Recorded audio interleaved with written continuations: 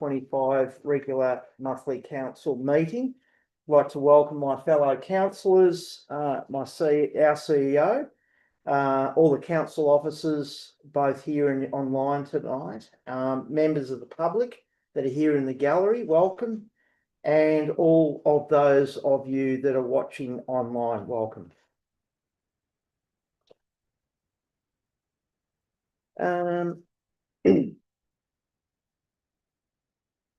We have no councillors online. We only have one council officer online. So I'll ask you, Ms. Crane, whether you can see us and hear us. Yes, Mr. Mayor, I can. Thank you. Apologies, Madam CEO. No apologies, Mr. Mayor. Nil, that's excellent. Statement of commitment. I'll read the statement of commitment and then ask each councillor to confirm their statement of commitment. As councillors of Mansfield Shire, we are committed to ensuring our behaviour meets the standards set by the Model Councillor Code of Conduct. We will at all times faithfully represent and uphold the trust placed in us by our community. I'll ask each councillor to confirm their commitment. Councillor Tehan. I confirm my commitment. Thank you. Councillor Treasure. I confirm my commitment. Thank you. Councillor Clark. I confirm my commitment. Thank you. Councillor Brenny. I confirm my commitment. And I confirm my commitment. Item 5, acknowledgement of country by the Deputy Mayor. Councillor Tehan. Our meeting's been held on the traditional lands of the Taungurung people. We wish to acknowledge them as the traditional custodians and pay our respects to their elders, past and present. We extend that respect to all members of our community. Thank you. Item 6, the disclosure of conflicts of interests. I'll ask each councillor whether they have to declare whether they have any conflicts of interest in relation to any agenda items tonight. Councillor Tehan. I have no conflicts of interest in relation to tonight's agenda. Thank you. Councillor Treasure. No conflicts on tonight's agenda, Mr. Mayor. Thank you. Councillor Clark. I have one conflict with item 13.4.3, Mr. Mayor, due to my employment at Mansfield Adult Community Education. I'll be stepping out for that item. Thank you. Councillor Brenny. Yes, I will declare a conflict of interest for agenda item on the confidential agenda, 18.2 tender award for Mansfield Heritage Museum. Due to close personal friendship with tenderer. Thank you. And I have no conflicts of interest on any agenda item tonight. Confirmation of minutes, councillors. It's a recommendation before you. And I'd like to recommend that the minutes of the Mansfield Shire Council meeting held on the 16th of September 2025 be confirmed as an accurate record. Thank you. I'll get a seconder. Councillor Clark. All those in favour? Motion is carried. Item 8, representations. We have 4 representations tonight. They will be from Mrs. Amanda Swanee, Mr. Andrew Markwick, Ms. Jenny Delaforce, and Mr. Tom Forrest. That will be on agenda item 13.2.1. Notices of motion. Nil. Mayor's report. Take that as read. Councillor Clark. I'd like to move the council receive the Mayor's report for the period 16th of September 2025 to 15th of October 2025. Thank you. We've got a seconder. Councillor Treasure. All those in favour of the motion? Motion is carried. Item 11. Report from council appointed representatives. Stray Day Awards Committee has not met. Goulburn Murray Climate Alliance not met. Hume Regional Local Government Network. We met on the 2nd of October, both myself, the Mayor and the CEO at Benalla. Basically, the Harolgan which is the Hume Regional Local Government Network, was headed up by Strathbogie Shire, and the October meeting was to change over to the new leader of that, which will be Towong Shire. It was resolved that we won't be going to Towong for our meetings. I don't think we'd probably go to Wangaratta as a central point.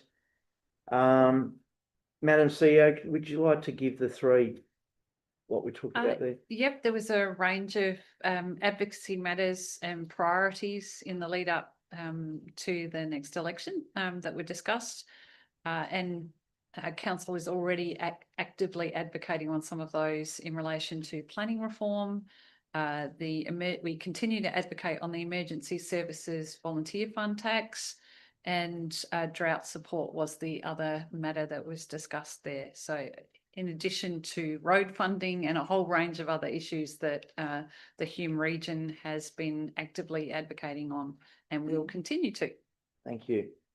Mansfield Shire Audit and Risk Committee hasn't met. Mansfield Shire CEO Employment Matters Committee has not met. The Municipal Association of Victoria met. I was supposed to go there, but I chose to go to Mr. David Yenkin's funeral in Mansfield instead. But Madam CEO, you were there. Very pleased to report that the motions that were put forward to the MAB from the Hume region were all supported with a huge majority support. They were either 100% or 97%. There were 4 motions that were put forward. One in particular being to do with the planning reform and advocating to keep our local character and keep it country. That one was one that was drafted by Mansfield and was supported with 97% support at the MAB State Council. And there is a report in tonight's agenda on all of the matters that were discussed at that meeting that are of interest to Mansfield Shire. Thanks, Madam CEO. North East Local Government Waste Recovery Forum has not met. Rural Councils of Victoria hasn't met, but they're meeting this week. Station Precinct Museum Community, the CAC, hasn't met, and Tungarong Local Government Forum hasn't met. So there's a recommendation before you, Councillor Clark. I'd like to move the council note the verbal reports provided by councillors in relation to their representation on internal and external committees. Thank you, and I see your hand up, Councillor Brenny, the seconder. All those in favour of the motion? Motion is carried. Thank you. Item 12, which is public question time. We have 2 questions that have come in. Question 1 from Andrew Markwick. For the last month or more, I have been able to hear during the day on most weekdays the noise associated with stone quarrying, in particular rock breaking using a hydraulic excavator mounted rock breaker. It is occurring in the vicinity of the location at O'Halloran Road, where a proposed stone quarry is subject to a planning permit application. This is inappropriate given the current planning application and that noise like this is extending beyond the property boundary. I believe this needs to be investigated as it may not have a permit or may be being undertaken by the persons who have a current permit application to be heard soon at council. Is the council aware of this, and will it take this into account when it decides on the pending planning application? Our response is that council was made aware that activity was being undertaken in the area and has investigated the matter in accordance with its compliance approach procedures. Question 2 from Mr. Andrew Markwick. The Goulburn Broken Catchment Management Authority is a key statutory body that has the expertise and remit to provide land management advice to farmers and other land managers regarding best practice, sustainable land use and management. Yet the proponent of the stone quarrying permit you will deliberate soon has not documented that they sought any advice from this body. Are you aware of this opportunity not being taken and how it may limit the quality and outcome of this quarrying project. Council's response is a proponent is able to seek advice from any agency they choose prior to submitting an application. As part of the normal planning process, council officers seek input from any required referral authority in accordance with clause 66 of the Mansfield Planning Scheme. It is noticed that the GBCMA works in partnership with local communities to protect waterways, landscapes, native species, and the natural environment.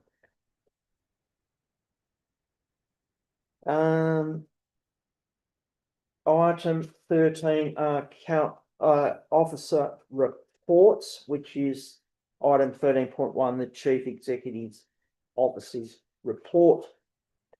Councillors, I'll take it as read, and have you got any questions on that report to the Chief Executive Officer? Councillor T? I do. In the capital works section, the public shower and toilet block, which is going in across the road from here, is due to be finished on the 25th of November. Sorry, 2025. I noticed not much has been done. Can we just have an update on that? Because I'm sure there's a few people watching who in anticipation. Absolutely, through you, Mr. Mayor. There has been a lot of work going on behind the scenes. Understand that there was a water connection point board in ready for it. And we have also been undertaking a building permit. Unfortunately, that has taken a little bit longer. So we have just recently had an update that is close to reaching conclusion, but probably not quite in time for a November finish. We're predicting more like a December finish now. So we're on track to achieve that. December, great. December, Thank you. yeah. Through you, Mr. Mayor. Yes, Councillor Bruni. Madam CEO, it's a planning question, so could go through, but just notice that the number of planning applications lodged has increased, but the number determined has decreased. Just wondering what the reasons behind that might be. I might ask the General Manager, Infrastructure and Planning, to jump in on that one. Yeah, certainly. Through you, Mr. Mayor, the number of applications received and determined in any 1 month does vary. So normally, if you do get a big month where we get a lot more lodged, the amount we are able to get out the door tends to decrease a little bit as they're working through the assessment process. It's always a balancing act when you get more in than you put out, but they have had a number of months in recent times where they've issued more than we've received. So the planners have had a big workload recently and have pushed a lot out the door, which has been really good, allowing them to focus and give real attention to the more complex ones. Thank you. Going on from there, they've commented the FOGO numbers are increasing pretty steadily, which is great to see. And is there any thoughts on expanding that to commercial premises or into the future? Through you, Mr. Mayor, not currently, but that is something we could look at as part of our next budget process. We'd probably have to do a bit of work on that behind the scenes, but yeah, happy to have a look at that as part of the next budget. Yeah. Thank you. I have a question, Mr. Mayor. Yep. Madam CEO, on page 36 of the report with the resheeting program, just a clarification on these status updates. Do the blank ones mean that the work has not started yet? Yes, I would. I haven't actually got that page in front of me, but yes, I would have it. I'll just pull it up if you just wait 1 second. I've got it here. You've got it there. Yes, that would mean that it hasn't started yet. The green ones are complete, yellow's in progress, but I think they are looking to complete it all this year, calendar year. So That was my next question. I would say they're probably not far off. Okay. All right, great. And just a comment, I noticed that we had no reports about overflowing bins or anything from our most recent public holiday carry in, carry out. which is really great to see. I'm hoping that that continues in the future. Yeah, it's great that our outlying communities are getting on board with promoting that as well. So Yeah. There's been some really, through you, Mr. Mayor, there's been some really good work done, particularly at Goss Bay, you know, which was a real problem. But yeah, we're really pleased with the progress there. yeah, which is a very good segue for the mayor to jump in on. I was going to comment on that, page 24, 40 extra bags of rubbish collected from the carry in, carry out by the Goss Bay Progress Association have, you know, not been dumped and gone to the resource recovery, which is a really good outcome. Also, I'd like to say, I'm not sure what page this is on, but the 200 submissions for the photos from the public to be used on our public bins around the place is a fantastic outcome. 13 public bins and 200 people have sent photos in to be placed on those bins, and it's outstanding. I look through you, Mr. Mayor, we really look forward to sharing those with councillors and community. It was, some of the shots are absolutely spectacular. It's going to be a great celebration, I think, of the landscapes in Mansfield Shire. One final question. Yep. Just in regards to Mr. Mayor, in regards to the financial counselling, I noticed that Woolworths offers 2 free deliveries a year. Do you know if there's anything more local for locals to use who might be experiencing hardships rather than getting deliveries from out of town? That is a very good question. I might have to take that one on notice, Councillor Brennan, unless our exec manager who's sitting in the audience. No. Okay, we'll take that one on notice. Excellent question. There's a recommendation. No, I've just got one. Oh, Yeah. I was just going to ask one quick question, sorry. you go. On the impact route, Madam CEO, I'm just confirming that the bridge at Rifle Butts Road is now going to be a 2-way bridge due to savings made on the rest of the project, which is, I just want to clarify that's correct, and it's going to have a walking track, so that's great news. Through you, Mr. Mayor, yep, I can confirm it will be a 2-way bridge on Rifle Butts Road, and it will have pedestrian and cycle access across it. So, yeah, really happy we're able to do that. Thank you. Councillor Team. Yeah, thanks. Just the Graves Road Causeway upgrade program. I note that it says that there's a council co-contribution of 200,000. Who's the other co-contributor? Through you, Mr. Mayor, we are seeking funds and have done so once already, at least, through the there's a Commonwealth funding program, particularly for bridges.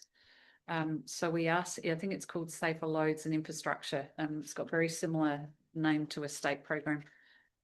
We have sought funds through that. It does require a 20% contribution from council.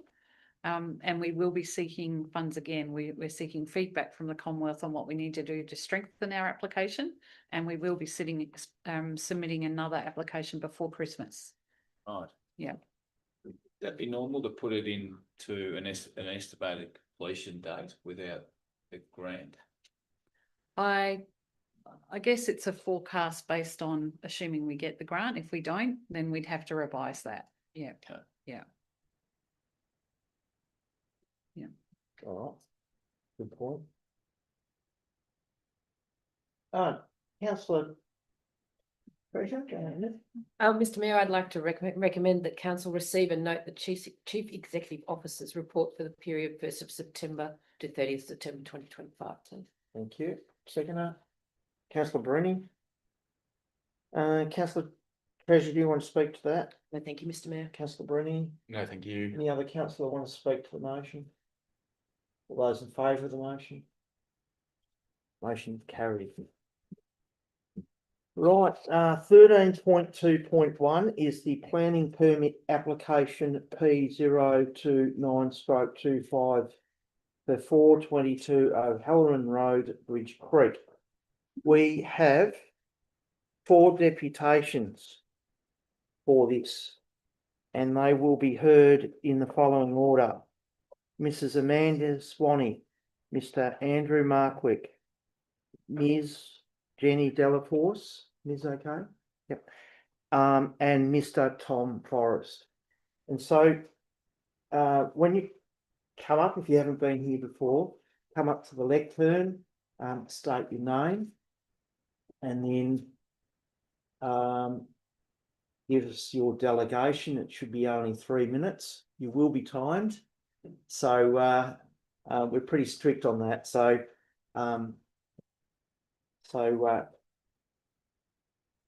Mrs. Amanda Swanee, welcome. Come on up.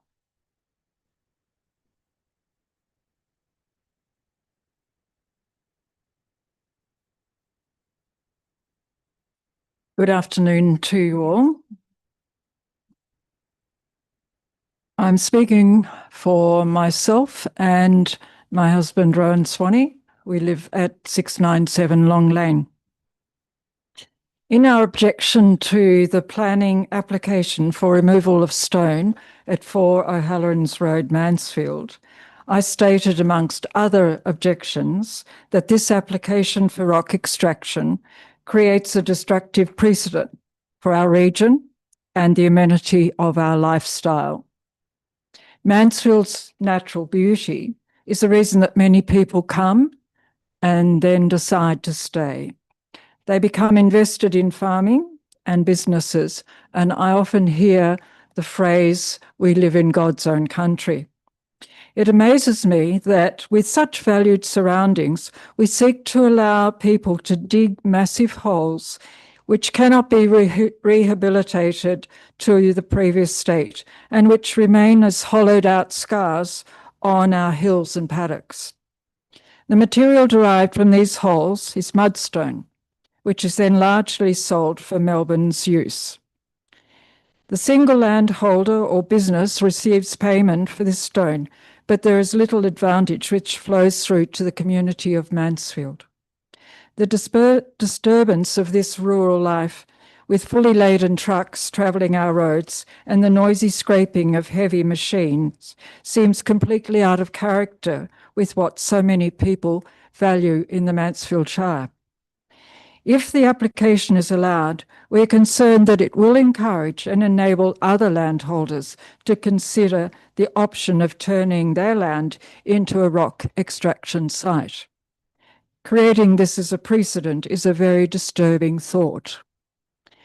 Having grown up living beside a bluestone quarry in Harkaway, below the Dandenong Ranges, I know the impact of noise, dust, gross unsightliness, and the changes that surreptitiously creep into the quarrying activity. In my case, the quarry owners bulldozed the Grange, which was the family home of the Becketts and the Boyds. Arthur Boyd painted a masterpiece mural on the walls of that family's home.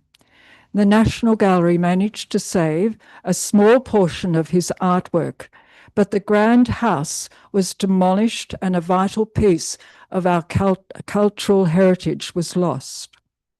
Similarly, the unauthorised actions of Rio Tinto in demolishing 2 ancient rock shelters in WA's Pilbara region in 2020 was a profound loss to our country. We need to be alert to what is precious in our Mansfield Shire and protect it with care and energy and diligence. Thank you very much. Thank you, Ms. Swanee. The councillors, have you got any questions? Right, thank you, Mrs. Swanee. Next is Mr. Andrew Markwick. That's me. Yep. Good afternoon all. Andrew Markwick's my name. I'm a resident of O'Halloran's Road, and my residence is also the residence listed in the proposal as the closest residence to the proposed quarry site.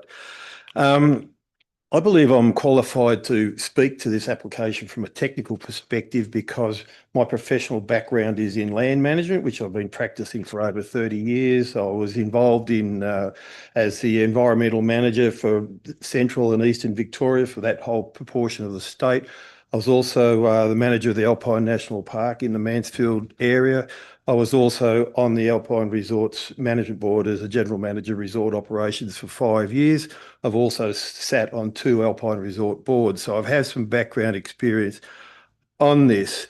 Details of my comments are in my original objection, which I believe are attached to your meeting papers for today, so I wasn't really going to go into great detail on that.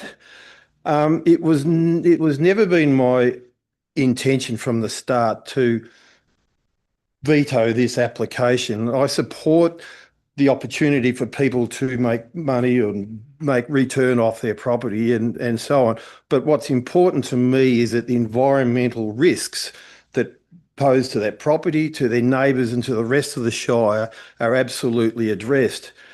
The direct impacts to my property have been addressed by no negotiation and agreement through the process that exists. One of those was the concerns we had about heavy vehicles using O'Halloran's Road. That's been addressed in the negotiation process. Also, to their credit, the proponent, there was a mistake in the application that said I couldn't hear quarrying noise. I can. That was raised through the process, and it was agreed to the credit of the proponent that we will restrict and control the things that make the most noise. So there's been some good outcomes out of that, which is really supported. And I was actually looking forward to withdrawing my objections. But then as the process went on, I found that some of the shortfalls and environmental risks that I believe were in the application have not been adequately addressed. And one of these ones is the material to be removed from the site is not being balanced by material being brought to the site. So if you're going to remove 3,500 or 15,000 cubic metres for the life of the project, if you take that amount of volume out, it leaves a hole. It leaves a space that's not going to be filled. So as we've followed up, nothing's been listed as being done about that, which is probably a good thing, but it does mean that that land can only be lower than the surrounding land profile. If you take that much out, it's going to leave a hole. The problem with bringing material in to restore the ground to its original state is it's the risk of Phytophthora cinnamoni, which is called cinnamous fungus, which is a disease that is a threat to agriculture. So I'm not sure how that can be resolved. You've got more to go because you're in 3 minutes. How long have I got? 3 minutes. Yep. Finally, the land. So that's the main points I've got on there. The native vegetation section, due to the proximity of Mount Samara National Park, I don't think it's been adequately addressed. There was a site walkover, but it needs more than that because the vegetation next to a prime protected site is likely to be into that area. There's conflicting information regarding the depth of the excavation and the consequential lack of clarity around the size of the actual disturbance area. That's not clear in the application, and that's why I objected at the time, and I believe those things still exist. How's time going? No, it's not good for you because you passed 3. Oh, sorry, I didn't hear. Sorry. No, you're way over 3 minutes. Sorry, I'll finish there. That's you up. No, sorry. You were aware that it's 3 minutes. Yeah. Okay. Yep. Thank you. No worries. My apologies for going. No, that's all right. Councillors, have you got any questions for Mr. Martin? Yes, I've got one. Yeah. Thanks for your presentation, Mr. Markwick. Cinnamon fungus. I've been a farmer here for a fair while. I've never heard of cinnamon fungus. Do you care to elaborate on what it is and what the detrimental effect to agriculture it is? Cinnamon fungus is a nationally recognised threat to agriculture and native systems.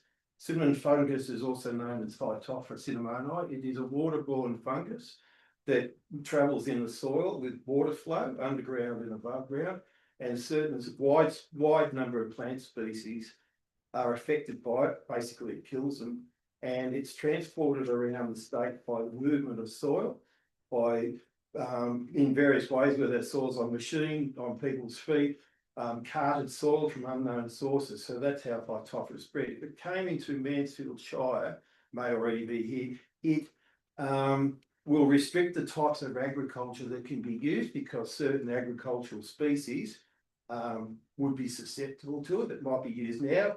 And once you've got cinnamon fungus, you've got it forever. So this isn't what could happen now or next week. This is what could happen, would lead lasting outcomes that could last 100 years. So what we would do if we had cinnamon fungus is restrict the types of agriculture that could occur in this location into the future. And with global warming, how can we predict what sort of agriculture we need to have here long term? Does that answer your question? Yeah, what sort of farming would it restrict? I'm interested in, like, would we not be able to grade livestock? Well, it's a wide range of crops. I can't tell you offhand, I'll give you a list offhand of the types of species, but certainly it impacts on orcharding, where you might, any sort of thing where you might growing certain plants for food. Not so much on cereal crops. I'm not an expert on whether it affects cereal crops or not, but a wide range of orchard type plants, nut crops.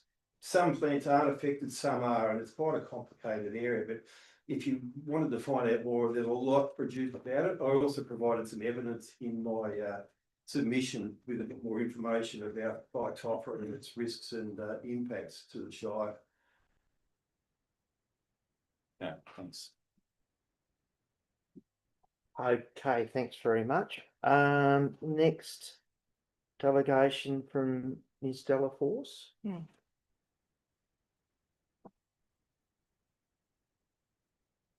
Hang on, Hi, I'm I'll Jenny. just get my timer, sorry. Right. Hi, Jenny Delaforce from 233 O'Halloran's Road. The objectors are extremely disappointed at the lack of support by the planning department. We have participated fully throughout this process, but misinformation and conflicting details have made it difficult. Mediation was haphazard and deceptive. The applicant repeatedly changed fundamental conditions, including those agreed to in mediation, which are not included in the planning report, such as pit depth increase from 2 metres to 5 metres, daily truck movements from 4 to 14, rehabilitation of the pit changed from filling to original profile to grading the sides, and refusal of a geotechnical report. Council documentation is flawed, with several affected residences missing from your map. They're the O'Hallorans, Eccles, Carries, Monies, Swannies and Scotts. Despite claims that mining noise wouldn't reach neighbours, we've endured months of rock loading sounds. This site, chosen from their 3,000-acre property, affects 19 residences. Why prioritise one person's interests over so many? The advice from Council in their report is inconsistent with previous statements and outcomes. The Hearns Road quarry was rejected because the impact of noise dust has not been quantified or technically measured or assessed. This applies equally here. It was also noted that Hearns Road concerns about lack of geological assessment, erosion risk and land degradation from the rehabilitation method. This applicant uses the same method with a pit that is more than double the depth. Soil reprofiling of a 5 metre deep pit requires long graded slopes on all sides, nearly doubling the exposed area, therefore returning the landscape to its pre-extraction state, as mentioned in the application, is impossible. The applicant has mined for 30 plus years but refuses to show rehabilitated areas. Their trust us approach cannot be a substitute for scientific data. Despite runoff draining into the Broken River, the Goulburn Broken Catchment Authority wasn't consulted. The Planning Department flagged this same lack of hydrology assessment and erosion risk at Hearns Road. There is significant erosion present at Hall's property located below the proposed site. This land is now unfarmed due to extreme degradation, and there is a large landslip close by. Without a geotechnical report, we are taking a massive risk. For your information, back in 2019, the Planning Department also provided a permit recommendation for the Buttercup Road quarry, but Council has listened to the community and disagreed, and VCAT denied the permit. We ask you to do the same today. Thank you. Thanks, Ms. Delaforce. 2 minutes and 52. Got a lot said though. Councillors, have you got any questions for Ms. Delaforce?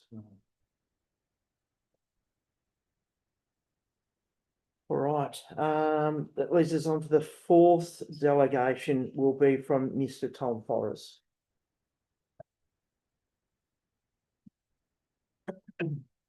Thank you. For those of you who don't know me, my name is Tom Forrest. I work in our family farm Stump Hill, which is located at Barjag. We run approximately 8,000 composite ewes and 500 head of cattle over 4,500 acres in one block, some of which is leased from neighbours. My family have been extracting or removing mudstone from the paddocks of Stump Hill in some way or form for over 150 years. It has been made into a commercial business over the last 35 years. It has been a way for our business to diversify while also improving areas of our farm that were non-arable. I have 3 sons and I'd like to continue to expand our farming operation, and the stone extraction helps us do this as we are not as vulnerable to climatic variations and market fluctuations. We've always believed we're adhering to the requirements of the council and have been in contact with them regarding stone extraction numerous times over the past decades. On the 3rd of July 2024, we received a stop action letter from the council. After discussions with the council, I was informed that the Shire had altered its planning scheme and that will no longer recognise the Mineral and Resources Act of 1990, which was the framework for which we'd been working under. Due to this, it was advised that to continue to remove rock, it would be best to apply for an extraction permit. So I could make it an informed decision about the best way to proceed, I asked the council 2 main questions. The first question was, have any of our immediate neighbours made a complaint about the current stone extraction? To which the answer was no. Objections have only surfaced since the permit was made public by the council. We feel all reasonable objections have been satisfied through mediation in the council, and through this we have willingly modified ongoing operations at the objector's request. The second question I asked was, does the council in the Mansfield Shire want stone extraction to continue? To which the answer was yes. You only have to drive down High or Hyatt Street to see this is the case. Both new roundabouts, the amphitheatre down High Street, the skate park, botanical gardens, gathering place for the local Tungarung people, along with other large community projects such as the new autistic centre, 4 schools and the Bonnie Footy Oval car park, to name a few, have all used large quantities of rock from Stump Hill.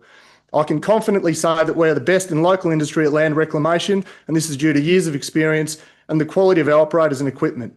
We did employ 4 local people, all of which had families, 2 of whom we've had to let go as this process has taken place. Our rock is used by numerous local landscapers and DIY gardeners. All you have to do is go for a drive around town to see this and realise that the overall community has the desire for our rock. We feel that the permit that the council wanted us to implement is a good way for the council to enforce regulation on a somewhat grey industry. We also agree that we need to protect the land in our Shire. Based on the 2 responses from the council and after talking with family and valued employees, we decided to proceed with the extraction permit recommended rather than take other avenues of action. Stump Hill's stone extraction is implemented entirely by us. We're in full control from the process from start to finish, from rock scales, excavation, transport through to rejuvenation. All of the regulatory authorities involved in the proposed stone extraction permit have endorsed it. I implore the members of the council to see common sense by granting us this permit and hence further regulate stone extraction within our beautiful Shire. Thank you for your time. Thanks, Mr. Forrest. So, council, have you got any questions for Mr. Forrest? I've got one. Yes, councillor Barini. Mr. Forrest, just a quick one. In the last 30 years since it has been a business, have you had to get a permit before? We've been working under the Mineral and Resources Act of 1990, as I said in the talk, which there are certain there's certain areas in which you're exempt under, and areas in which you're allowed to turn over certain amounts of area at any one time, which we always worked within. So there was areas, debts, so on and so forth. So it was only the changing of the planning permit that, because the council no longer recognised it, that we've. There should be records within council of that, because we received letters around that farming zone. Yeah. And the exemptions that we're using. Correct. Thank you. No other questions? Yeah, and so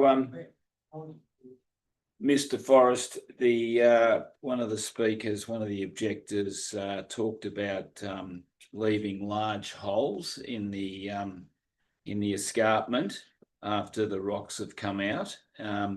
What would you say to that? Would you agree that that's something that you do when you've extracted rock, that you leave large holes, or how does the rehabilitation work? No, generally depending on what surface we're working on and the area we're working on, normally we've got large excavators and dozers to taper country, so we don't leave a big hole. We don't want water sitting there unless we're trying to dig a dam. So no, most country and topography is tapered, so it fits within the landscape.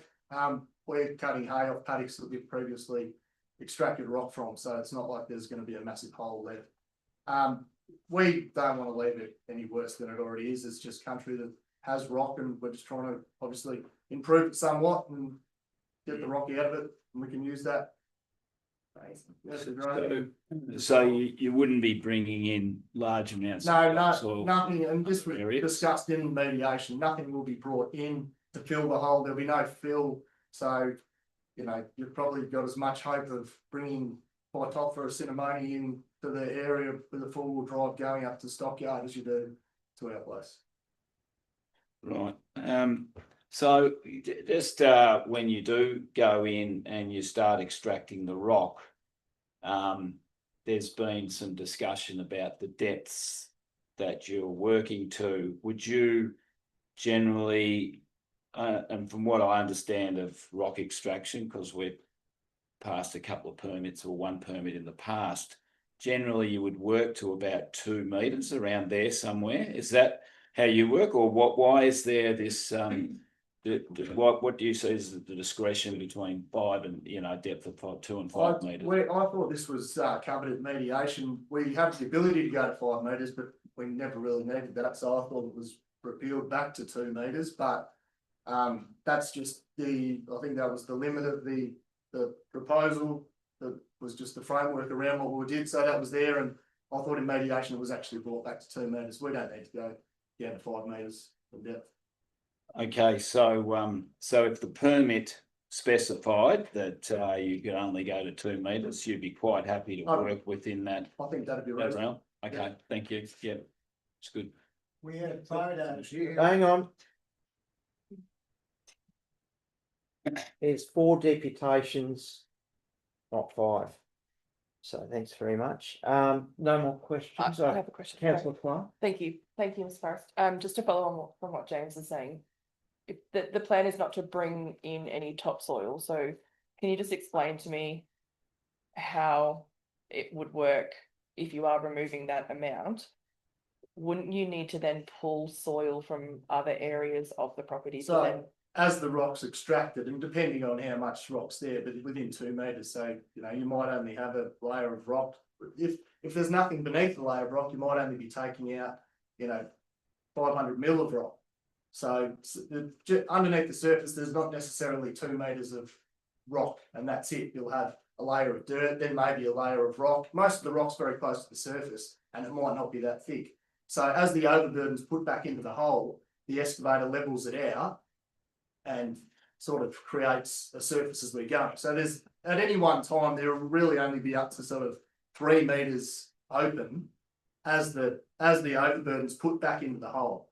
Yes, but if you're capacity wise, sorry, I'm just in physics, if I'm taking this much water out of a bottle and then trying to fill it back up to that level, is the plan just to leave it at this level and flatten it? Or are you talking about bringing it back to its existing level? It will be lower, but they won't create a holes per se, as not all the extraction is going to be on a dead flat piece of land. So you're going to have undulating country. So it'll just be tapered as we go, and it'll probably be more flattened off when we're finished than it would be, because we'll be running.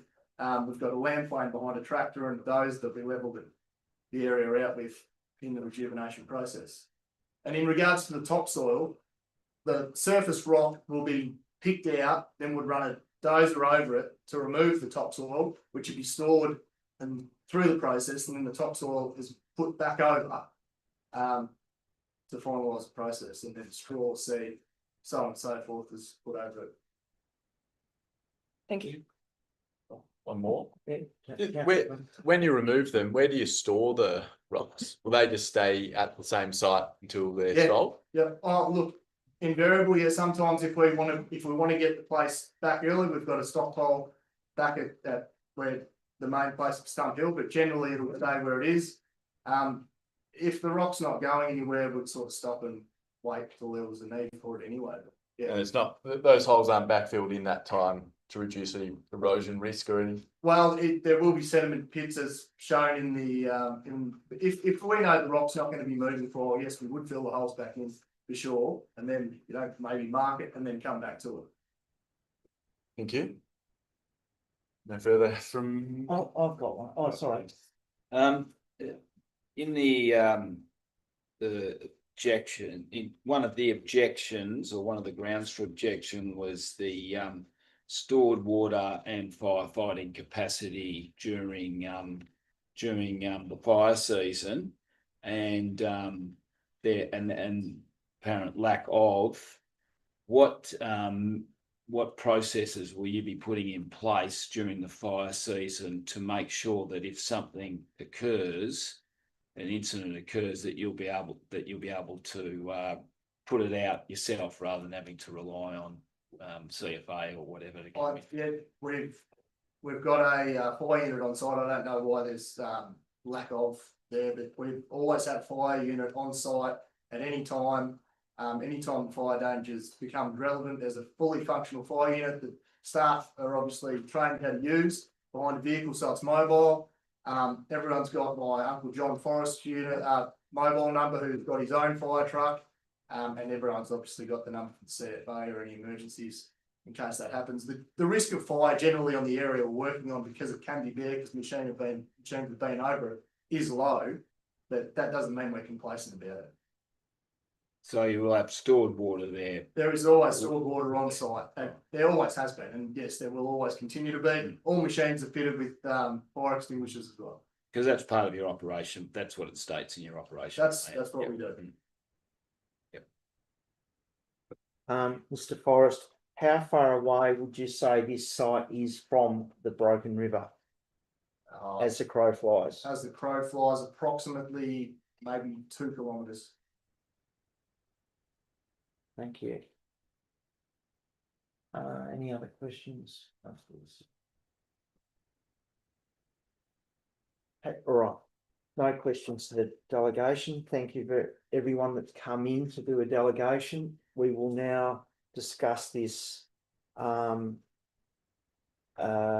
with the officers. So has anyone got a question for the officer, which will be Ms. Nicole Imbling? And welcome, Nicole.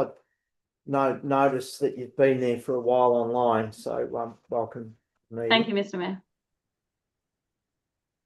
Councillors, I'll open it up to the floor. Any questions? I can kick it off. Yes. Through you, Mr. Mayor. Good evening, Assembly. Just a question about the ESO, the Environmental Significance Overlay, Schedule 2. What is the purpose of that overlay on the property in that region? Certainly, through you, Mr. Mayor. The Environmental Significance Overlay Schedule 2 is a protection for our special water supply catchment. So this region does capture water that ends up in Lake Nilakudi as a water supply. Schedule 2 means that it's an area at medium risk of water quality impacts. Just to point out that Schedule 1 is where we have high risk areas. So this one is now lower risk of our overlay. Effectively, that overlay puts in controls that we need to consider impacts to water quality. It also requires referrals to the relevant water authority. In this instance, it is Goulburn Murray Water, as they are responsible for not only Lake Eildon, but also Lake Nilakudi. Thank you. And if there are drainage lines that pass through the site, are you able to say, I just can't see in the ops plan where the silt dams are located? Are you able to point them out on the Through you, Mr. Mayor, if I may. Yeah, certainly. So the location of the proposed works does sit with a more than 100-metre setback from any of the nearby waterways and drainage lines. So it is at an elevation where there are natural overland flows, but the actual commencement of drainage lines are a fair distance from the site. you can go to, apologies, I do have the operations plan open, and it is on page 25 of the operations plan where they have typical stage works area layouts, and it does give you an example of how their proposed work sites for each stage and each section gets set out, and where they then provide silt and sediment traps and what's the wording that we've got, a proposed sediment pond. That is fairly standard practice for a proposal like this, and obviously as you would move through the stages, those works will move and develop new ponds as needed for each stage. Thank you. And just on to that, whose responsibility is it to check that those are being done along the way? Certainly, through you, Mr. Mayor, a planning permit, if it was issued, is the responsibility of council for compliance. However, this application does also require what's called a work authority governed by Resources Victoria as a state government department. That work authority sits under the Mineral Resources Act.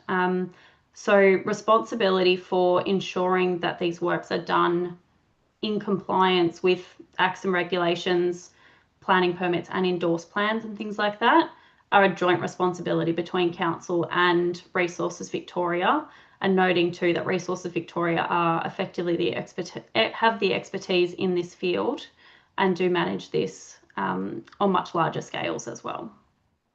Just noting that you mentioned there the Mineral Resources Act 1990 is noted that the applicant mentioned that the council doesn't operate under that act. Is that correct? That is correct, yes. So we have a separate to the act. There is separate legislation under the Planning and Environment Act that council is responsible for, which is where the need for a planning permit comes into play in this instance. But Resources Victoria are responsible for the Mineral Resources Act. Good.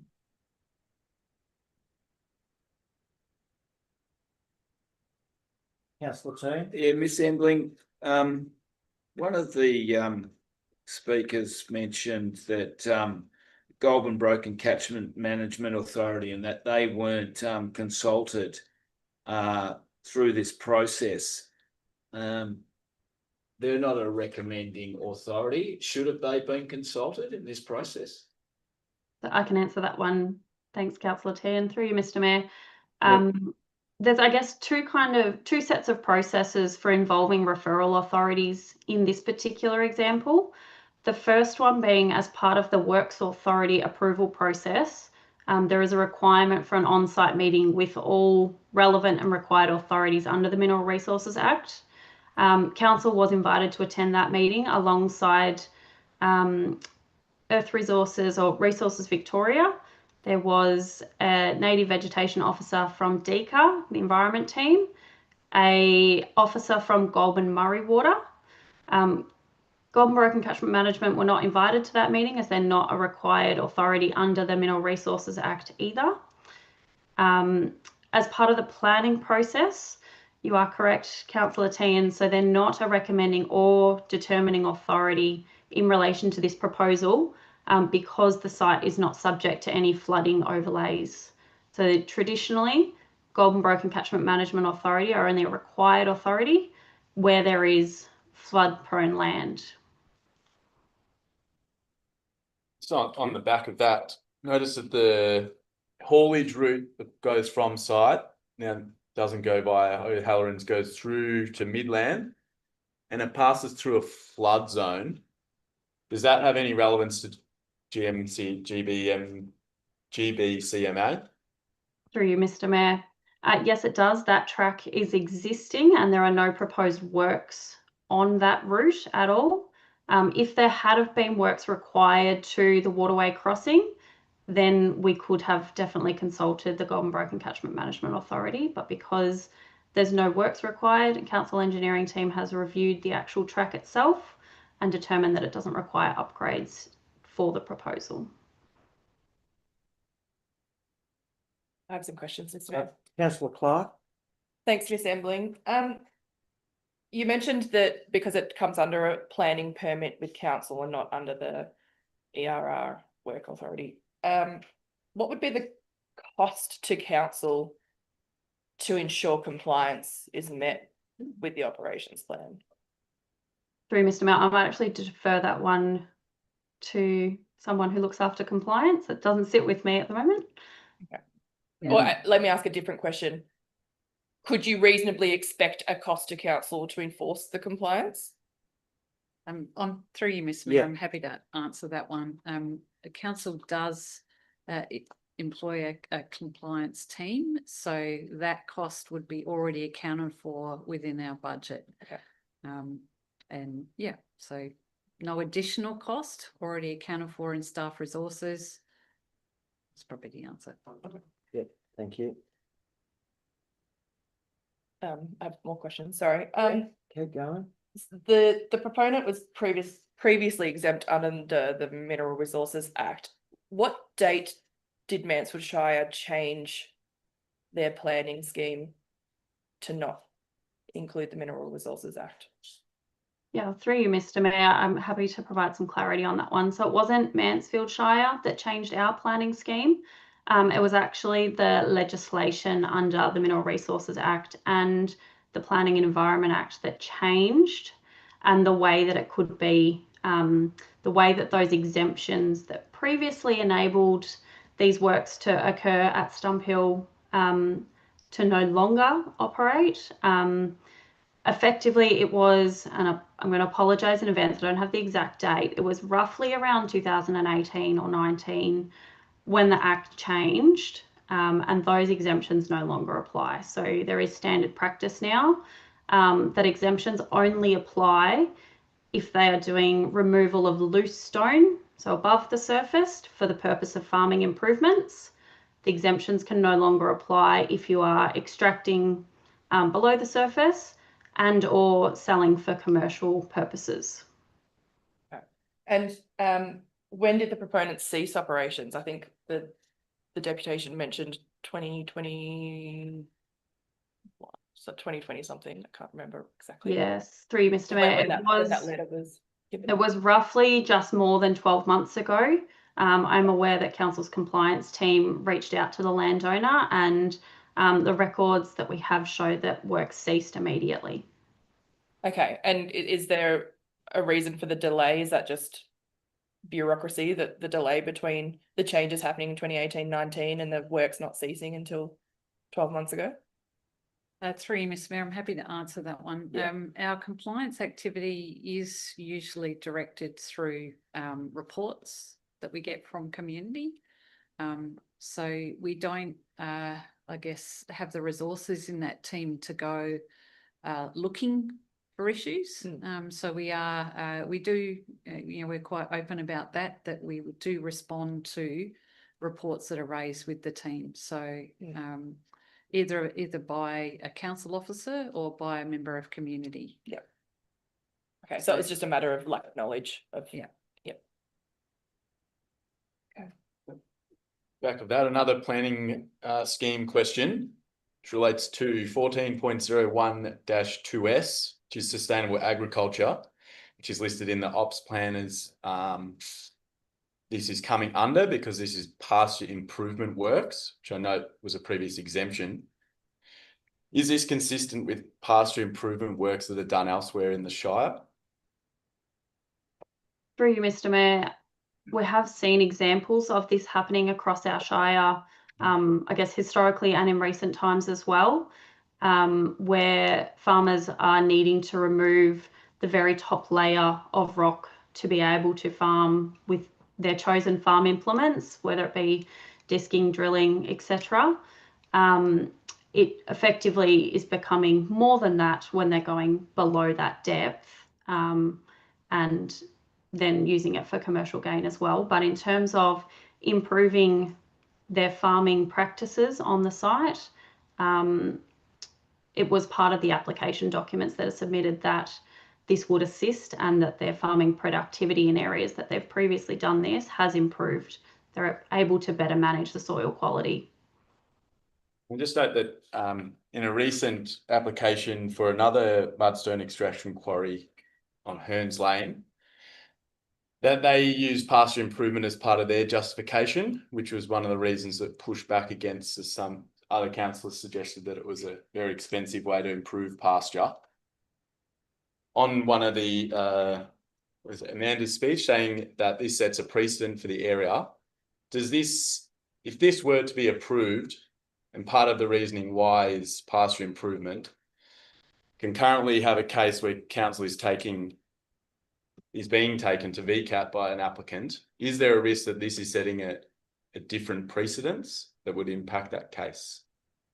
Through you, Mr. Mayor, it is an interesting thing to consider when we have a history of making very different decisions across our shire regarding extractive industry. Council decisions don't necessarily set a precedent at all. We are required to make decisions based on the merits of each individual application. Where there is difference in that, decisions that are made at VCAT, so at the Victorian Civil and Administrative Tribunal, there is an ability there for precedents to be set. So it sits under a different set of legislation as well, but there is requirements under our planning scheme for us to assess things on their merits, and each proposal is very different that we've seen regarding extractive industries, and each piece of land also has different qualities that need to be considered. Thank you. Councillor This Treasure. could be Miss Emling or Madam CEO. Just going back to the compliance, the the legislation changing and what have you. So this didn't come about due to any community reporting. This became about because we became aware that the legislation had changed. I probably would need to seek clarification from either the general manager or senior coordinator planning on that one. Probably the general manager would have the history on that from a compliance perspective. Yep, certainly. Through you, Mr. Mayor. So when legislation changes the way it did in this instance, even back in 2019, this isn't the type, they're not the type of changes that councils are generally notified of at the time. It's things you find out as items come up. Over the last few years, from a compliance perspective, not in any particular site, stone extraction has been something that has been raised by community generally in our community. No, it's not necessarily specifically about anyone in particular. So as we've become aware of the changes in the legislation and then worked through with, understanding what exemptions may or may not have applied previously and whether they still continue to apply, that's where the assessment and the request for the application for a permit was made in this instance. But it is one of those, it's hard to know with legislation when it changes because they don't exactly tell us. No, yeah. Yeah. I have more questions, sorry. Yeah, Councillor Clark. Thank you. What size parcel of application? Because I noticed this is only a 5 hectare proposed lot out of quite a large parcel of land that's owned by the one person. Why that size pocket? What's the trigger for a size parcel that would trigger further reports required, like a geotechnical or environmental management or something like that? Yeah, through you, Mr. Mayor. The trigger point is that it is 5 hectares, so less up to and less than 5 hectares. Proposals sit under a planning permit and a work authority. If a proponent was to propose to go over the 5 hectares or beyond 5 metres in depth, they no longer qualify under what is called the Code of Practice for Small Quarries, and they would then require a work plan. The big difference in that from a council perspective is that work plans are exempt from requiring planning permits, and they are 100% assessed by Resources Victoria and effectively considered quarrying activities rather than small quarries under the Code of Practice. So there are legislative differences, but also council's ability to notify neighbours, have mediation processes like we have for this one would be lost. and the state government would run that process, and it would look quite different to what we've gone through for this one. Just to be really clear too, if this gets approval and the 5 hectares are then exhausted and finished, should the Forest Ward wish to continue and do more extraction, they would need to reapply for a new permit and a new work authority to effectively start again. That was going to be my next question. Thank you. So theoretically, they could exhaust this 5 hectares and go through the same process again to continue across their existing plot of land. Yes, that is correct. Thank you. I have one final question. Yeah. Sorry. All right. Can we try and keep them all to one go and go around and finish off?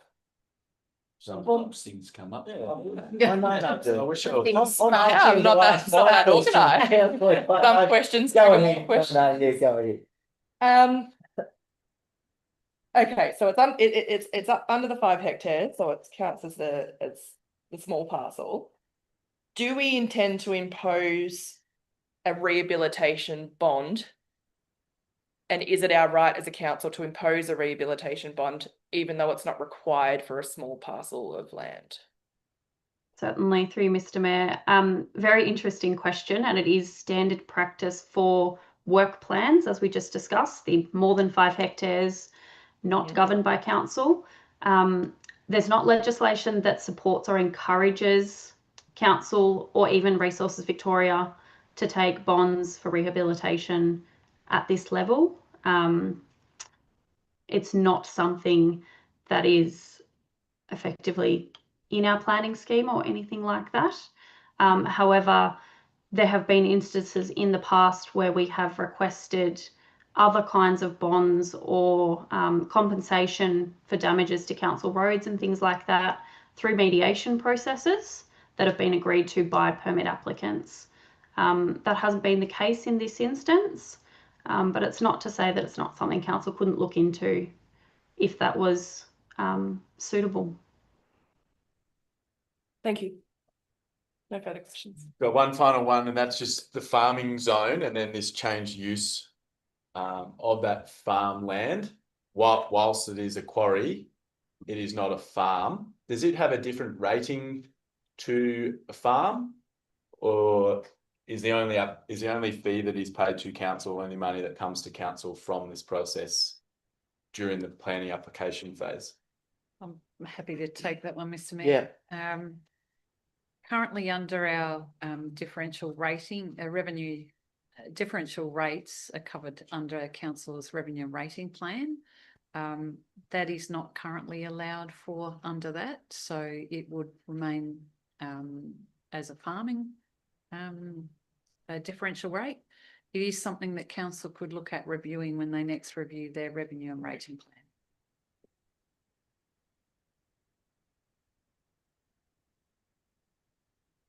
I've got a couple of questions. Ms. Embling, would you say that this proposed stone extraction is within the Mount Buller approach area? No, it is not. Our Okay. Mount Buller approach area is covered by the significant landscape overlay, Schedule 1, does not apply in this instance. That's where the Hearns Lane. Correct. Almost, yeah, okay. How far from, would you say that it's approximately 4 kilometres from the Midland Highway? Ish. I have not measured that per se, Yeah. but rough, I'm looking at a map right now. It looks to be fairly close to it, Mr. Mayor. So it's more than 3.44 kilometres away. So would you be able to see this in plain view from the Midland Highway? Mr. Mayor, my experience from being on the site, I have done a couple of inspections of the land during the course of the application. From the work sites, being the 5 stages, you can't sight the Midland Highway. It's very challenging when you're driving along the highway to try and pinpoint the direct location and particular slope of the hill, but it doesn't appear that you can see the highway from the work site and vice versa. Yeah, so if you're on the site and you can't see the highway, logic dictates the opposite. You wouldn't see it from the highway. So, right. Okay, thanks very much. That's all the questions I have. Councillors, any more questions? Oh, I've got one more. Sorry. Gotta keep them. Yeah, I know. I've got to keep them together. It was about the operations plan. Ms. Embling, in your experience with operations plans, I suppose when I was looking through this, I found it to be very particular. And I suppose I didn't expect the amount of detail to be in there that is in there. Would you say that that's normal for this operations plan, or how does it sit with what you've seen before? Past experience and also what's spelled out in the Mineral Resources Act, I would suggest this is standard practice and what should be expected of this type of proposal. Any less than this, and council would likely struggle to be able to assess the application against all of the requirements of the planning scheme. The report that's been provided does give us a fairly sound understanding of how the works would be undertaken, their rehabilitation, which is one of the critical points, and all of the things that happen in between.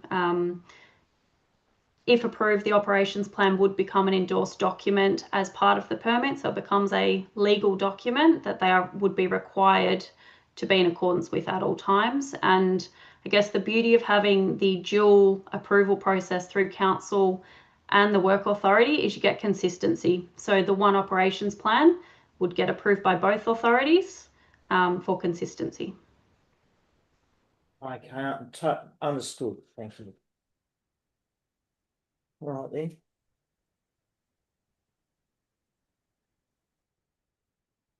There's a recommendation on page 24, councillors. I'm happy to move a motion in regards to this stone extraction with which is the motion or the recommendation in the meeting papers, but with two amendments to the motion that's there. And the first one is under point 2, which starts with under the heading Work Authority. So I would like to replace point 2 with the sentence that says the use and development approved by this permit and the management of the land must be in accordance with the endorsed operations plan, which forms a part of this permit, to the satisfaction of the responsible authority. And the second amendment, I would like to include under the extraction method, which is on page 25, under point 12, if we could insert it under point 12A, the phrase stone extraction may only occur to a depth of 2 metres.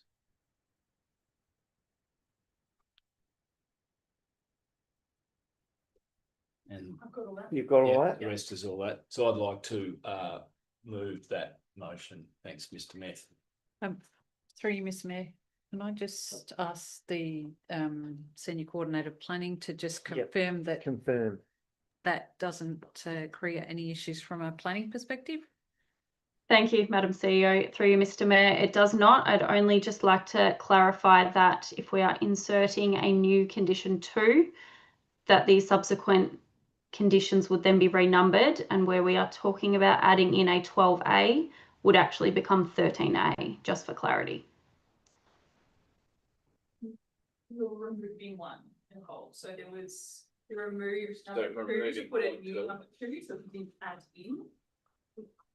Sorry, can I just clarify with this? Sorry, through you, Yeah, Mr. no, no. I'll just clarify about to do it. clarify with the senior coordinator planning. Councillor Tian has actually said that he's removing the existing condition 2. Mhm. Okay. Is there words in the existing condition 2.2 that would need to be retained in the new point 2? Preferably from an officer perspective, the requirement for any works to be in accordance with a work authority endorsed by Resources Victoria does tie the two approvals together and allows us for real clear consistency. If the two could be worded into one, that would be preferable. Or we keep the existing point 2 as the point 3 and renumber below. So so rather than removing the existing point 2, we're adding a point 2. And was that what your intent is? That Well, I think sort of the existing point to the amendment I've made, I believe, just uses basically the wording that's in point 2, but adds in the endorsed operations plan. I think you were lacking the words approved work authority. Yeah. So you need to add that is what the senior coordinator planning was saying. Oh, okay. Yeah. Yep. All right. Happy to do that. Happy Yep. to include those. So under endorsed plans, you would have point 1 and then point 2. Exactly what Councillor Tian read out would be the point 2, and you would leave the work authority point 3 with the responsible authority Yes. in there. So you've Or got, you could add it in one sentence, whichever councillor Tian prefers. Yeah, well, Yeah. add it in one sentence. That's sentence. probably the easiest way Yep. to do it. Yep. is everyone clear on that? Mhm. Right. And clear with the extraction method 2, which would include to a maximum depth of 2 metres. I'm looking. Sorry, No, 2 2 metres. 2 metres. Yeah. So it's at 12A, point 12A. Yeah.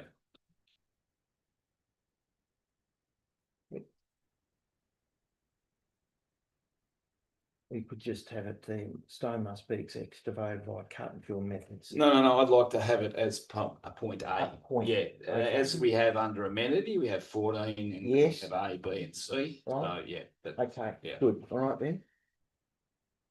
Your motion. Good. So long as that is clear to all the councillors, this motion is being put to you with those. All right. All right, so you've put the motion. Yep. Is there a seconder to the motion? Councillor Treasure?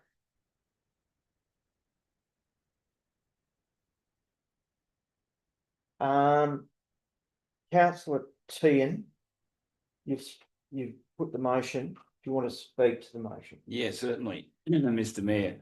I will. I mean, this is it's high time that the stone extraction practice came to council and has got some sort of regulation around it, and it's because as we've seen around this area, it's popping up willy-nilly and with not much regulation. So this is a timely time to sort a lot of these issues out. I think with this particular application, I think the objectors, and I've been through this, all the objectors' objections, and I've listed them all, and I think there's 8 main ones, and to my knowledge, I think all of them have been addressed in a sufficient manner by the applicant, and I'll just run through those just for clarity. The loads per day obviously have come down from 16 maybe to 8 to 4 per day. The main objection was the route that the applicants were going to haul out of, which was O'Halloran's Road, and that has certainly been donged on the head in this, and that won't be used as a route at all. The depth was a bit confusing, and it actually wasn't covered in the recommendation, but it now is, and it's at 2 metres, and I think that's very reasonable.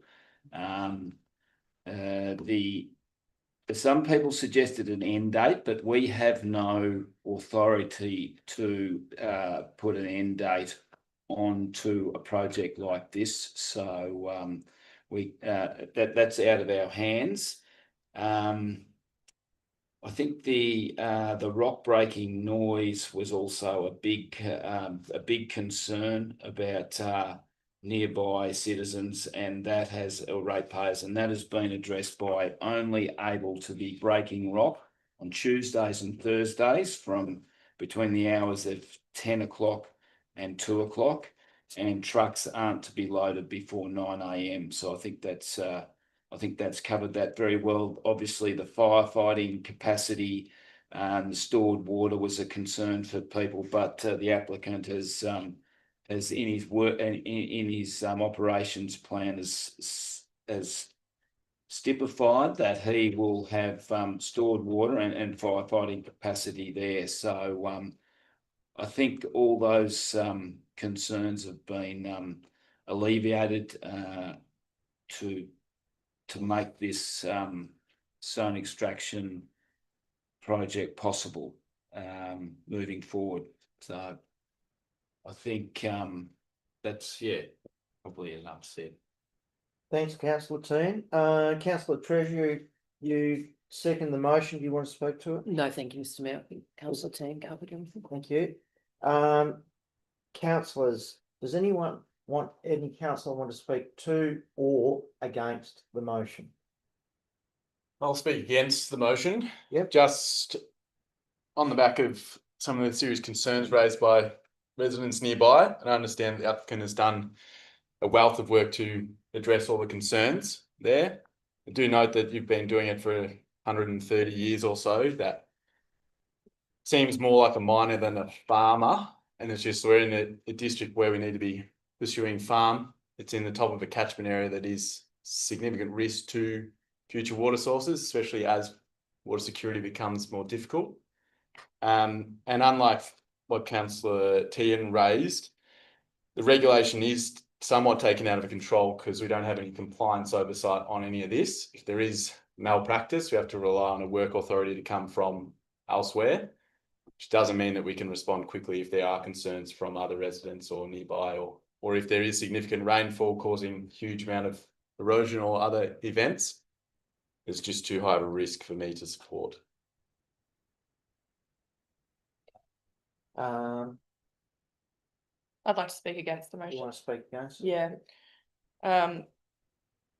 My concerns are about the application being up to 5 hectares and therefore exempting them from a work plan, and then the potential that this could just recur as a planning permit under council across other areas of the plot without the overarching consideration for environmental impact across the plot in a whole.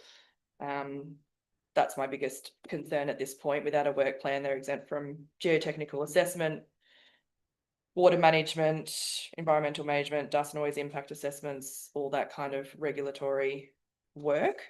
And yeah, can't in good conscience. Okay.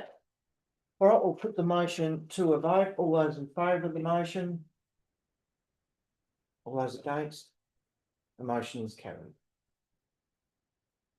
Thanks everyone for coming in tonight. Can we just call for a division on that? Yes, motion? we can. Thank you. Yep, a division call, Madam CEO. Yeah. So I'll call the vote again. All those in favour of the motion. So Raby, Tian and Treasure.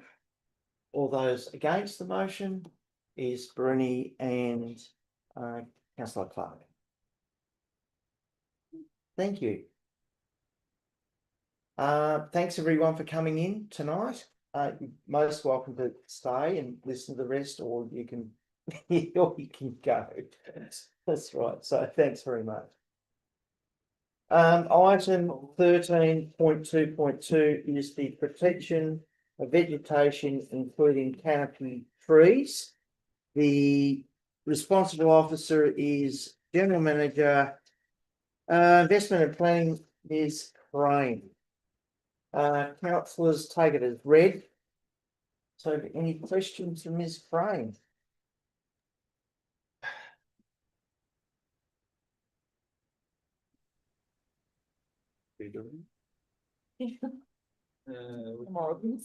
Uh, 13.2.2 protection of vegetation, including canopy trees. Ah, yes. I have a question for you, Mr. Mayor, Yep, go ahead. for General Manager. Do you know what the definition of a canopy tree is? Certainly. Through you, Mr. Mayor, there is a definition of a canopy tree in the planning scheme now. I'll have to quickly bring it up. But there is a definition of a canopy tree. It's not specific to native.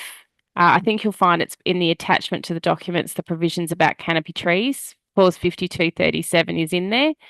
Where a canopy tree is a tree that has a height of more than 5 metres above ground level and a trunk circumference of more than half a metre measured at 1.4 metres above the ground and a canopy diameter of at least 4 metres. So that's how a canopy tree is defined in the planning scheme. And the need for something like this is just to help strengthen, if a developer wants to take out native vegetation. Is that the purpose of this?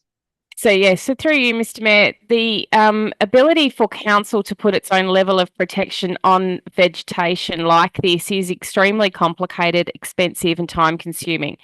The state government, by putting in clause 5237, has shown an appetite for protection of large trees within our environment, which I think the position here is it should be expanded and not so limited to just some residential areas. It's a good provision that provides some strength. It could be strengthened to provide better protection for vegetation across a broader area, and this is one way to do it without massive expense to our ratepayers. So if someone's in a rural living zone or farm zone, that's then have the ability to object on those grounds.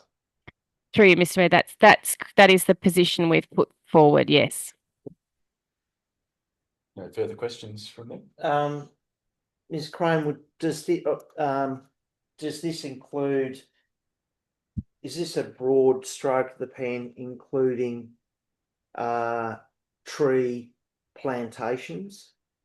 I see nothing in there about tree plantations. No, so Mr. Mayor, the proposal is not necessarily about tree plantations. Obviously, planted trees are a very different thing. Canopy trees, in this instance, do apply to the residential areas where you won't have tree plantations. It would be worth considering that if we are going to put a position to this, you normally can only have a plantation in a farming zone. We're only proposing to extend it to the rural living zone, and your plantations exist in farming zone. Yeah, roger that. Thank you. Thanks. I have a recommendation. Yes. To move a motion that council, as noted on page 31 of the agenda. Yes. As written. Yep, a second. Councillor Rennie and Councillor. Councillor Bruni, you've put the motion up. Do you want to speak to it? No, thank you. Councillor Clark, do you want to speak to it? Just briefly, just to say that I'm looking forward to us taking steps in the right direction to protect our significant trees, and thank you for putting your work into this. Appreciate it. Thanks. Any other councillor want to speak to it or against the motion? In that case, I'll put the motion to a vote. All those in favour of the motion? That motion is carried. Item 13.2.3 is a review of register of public roads and a request for inclusion of 940 Mount Buller Road. General Manager, Investment and Planning, Ms. Crane. You're the responsible officer. Council, have you got any questions?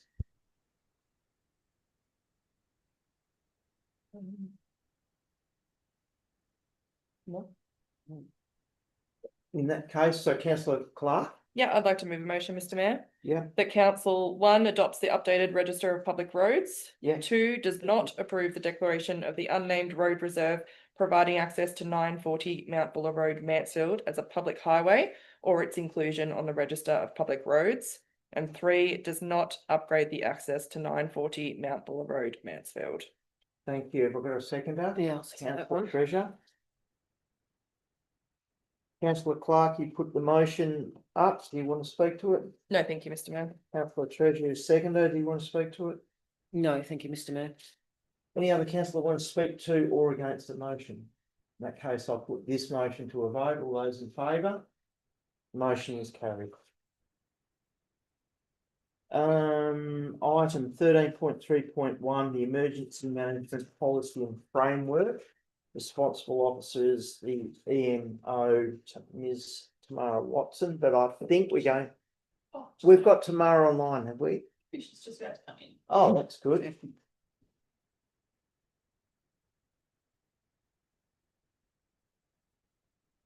Welcome, Ms. Watson. There, can you sit down? We're just discussing 13.3.1, the Emergency Management Policy and Framework. Councillors, you got any questions, Ms. Watson? Through you, Mr. Mayor. Yes. Go Ms. ahead. Watson, are there any major changes since 2022 to the municipal emergency management plan? No, it's mainly any updates of like agencies that have changed names. And like Alpine Resorts Victoria changing names from Mount Buller ARV. I don't know, yeah. And DECA changing, well, was dealt to DECA. So there's only like minor changes to that. But it had been updated. The previous update was a real I guess thorough clean out and up to our template and to the standards that are across the state. Further questions? No questions? There's a recommendation. Councillor Treasure. We recommend that council endorses the emergency management policy and framework 2025. Thank you. Got a seconder, Councillor Brenny. Will speak to the motion, Councillor Treasure. Thank you, Mr. Mayor. Councillor Brenny. No, thank you, Mr. Mayor. Any other councillor want to speak to or against the motion? I'll put the motion to a vote. All those in favour? Motion's carried. Have you got anything more? No, you're excused. Thank you. We're taking around for, wasn't it?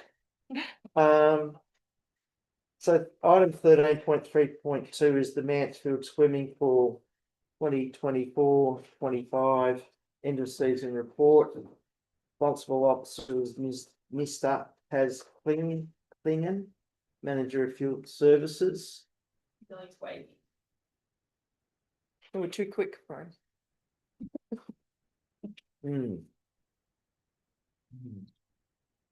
we all gone to sleep waiting while the other one went on? Where's the next one? Doing. Miles here. If you'd like to start, council, I'm happy to. You're happy to take some questions? Yeah. Any councillors, any questions for the CEO?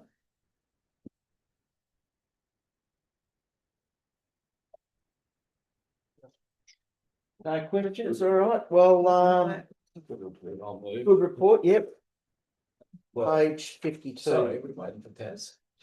Well, if there's no questions. Okay. You don't need him here, there's no question. Well, I'm happy to move. Right, Yeah, we'll move it. the 24-25 Mansfield Swimming Pool this season. Yeah. Okay. Turn around and go back. I've got a second to the motion. I'll second that. Thank Mr. you. Mayor.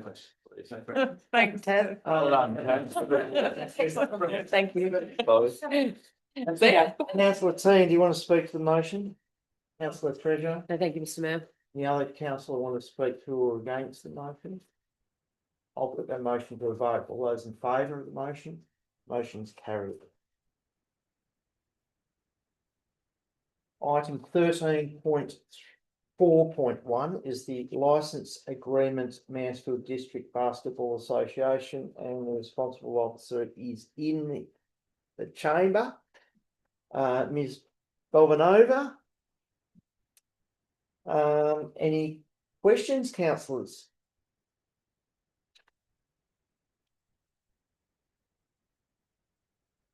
In that case, no questions. There's a recommendation before you. I'll move the recommendation on page 56 of the agenda. Yep. And take it as read. Yeah, as written. as sorry. written. Yeah, okay. I'll second that, Mr Mayor. Thanks, councillor Clark. Councillor Brenny, you propose a motion. Do you want to speak to it? No, thank you. Councillor Clark? No, thank you. Any other councillor want to speak to or against that motion? Motion to a vote. Those in favour?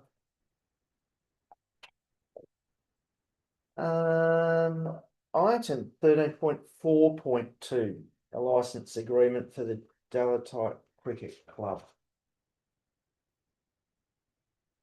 Ms. Belvanova is also the responsible officer. Any questions? I just had one question, Yes, Mr Mayor, councillor. for you. Just regarding the use of the Bonnie Doon Recreation Reserve. Now, my understanding was that that was facilitated by council, but really an agreement between the Bonnie Doon Football Club, Netball Club, and the Cricket Club. Am I understanding that correctly? That we were. Thank you, Mr Mayor. Yes. Yes, there was a consultation, previous consultation between those two clubs, and they came to a mutual agreement. Which benefits both clubs, really, doesn't it? Yes, exactly. Thank you, Mr Mayor. What was the process that we went through to make everyone aware and get acceptance for that?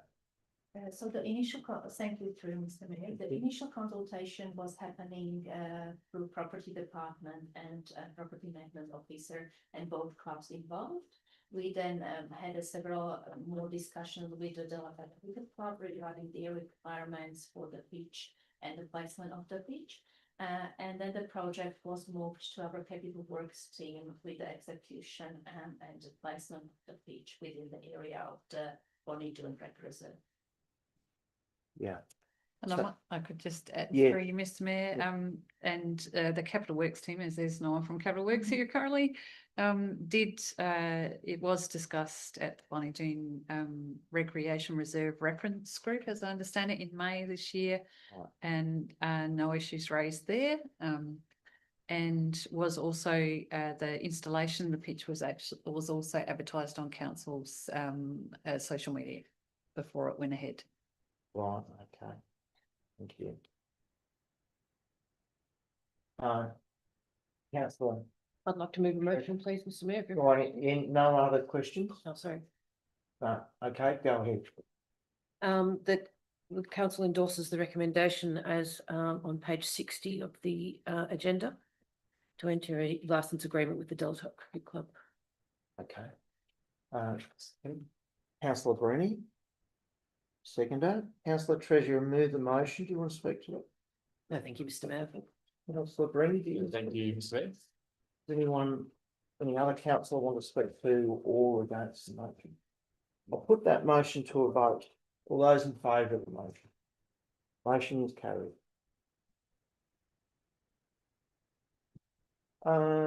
Item 13.4.3 is a licence agreement. 13.3, there is a conflict that's been vocalised. So Councillor Clark, We're stepping out. step out of the room, and once we're finished with this, we'll come and get you. Thank you. Thank you very much. So 13.4.3 is the licence agreement with Mace, Mansfield Social Table Tennis and Mansfield Badminton Association. The responsible officer is Ms. Belvanova. Thank you. And just for clarity, Councillor Clark has left the council chambers and declared a conflict. Councillors, are there any questions on this item? There's no questions. I'll move a motion that council accept the recommendation as written on page 64 of tonight's agenda. Thanks, Councillor Brenny. Have I got a seconder? Councillor Treasure. Councillor Brenny, you moved the motion. Do you want to speak to it? No, thank you. Councillor Treasure. No, thank you, Mr Any Mayor. other councillor want to speak to or against the motion? No. Let's put the motion to a vote. All those in favour? Yeah, the motion's carried. And Madam CEO, would you bring Councillor Clark? Thank you.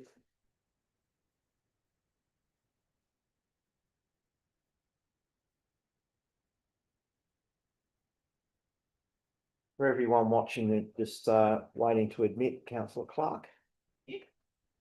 Barely got to stretch my legs. Welcome back, Councillor Clark. For everyone out there in watching, Councillor Clark has just come back into the council chambers.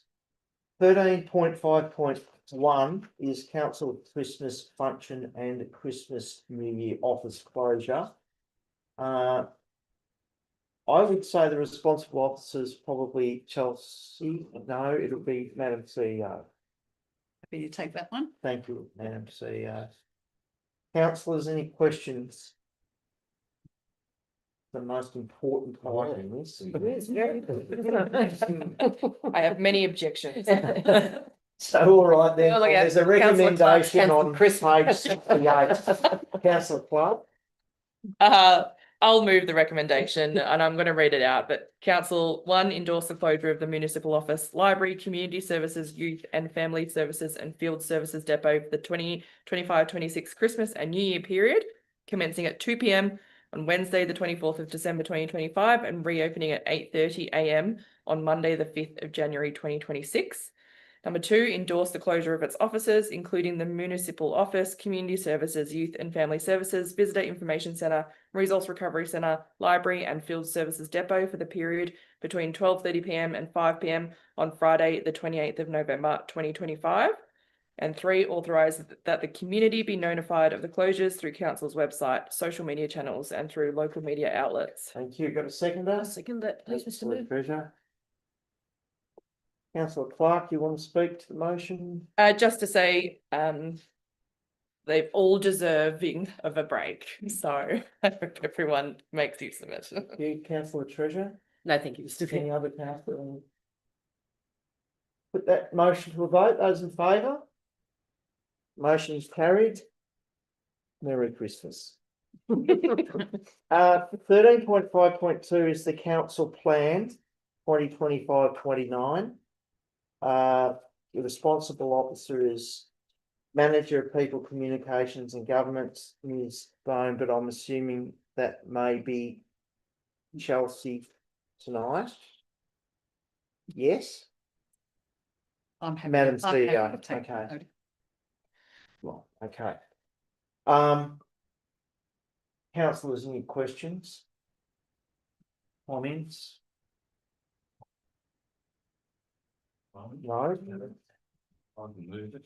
Yeah, Councillor T. I'd like to move that council adopts the council plan 2025-29 and authorises chief executive officer to make any minor editorial corrections as required to the council plan 2025-2029 for publication. Thank you. Second, Councillor Clark. Councillor T, do you want to speak to the motion? No. Thanks, Mr Mayor. Councillor Clark. No, thank you, Mr Chair. Any other councillor want to speak to or against the motion? I'll put the motion to a vote. All those in favour? That motion is carried.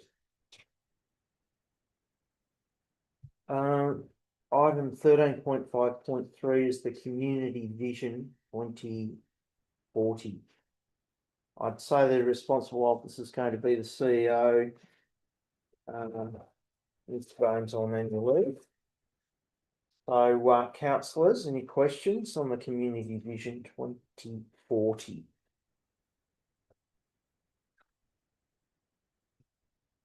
There's no questions. If there's no questions, I'll move that council endorses the Mansfield Shire Community Vision 2040. thanks, councillor Bruni. I'll second that. Councillor Bruni, you want to speak to the motion? No, thank you. Councillor Clark, No, thank you, Mr Mayor. any other councillor? Yeah, I'd just like to say thank you to all the people who participated in this vision. It was a fairly lengthy document and a long process. So, yeah, thanks everyone for their thoughts on where this community should be in 2040. I'll see. I'll put the motion to a vote. All those in favour? Motion's carried. Item 13.5.4 is the 10-year financial plan. I welcome into the chamber the responsible officer, financial controller, Mr. Michael McCormick. Welcome tonight. Thank you. So, councillors, any questions?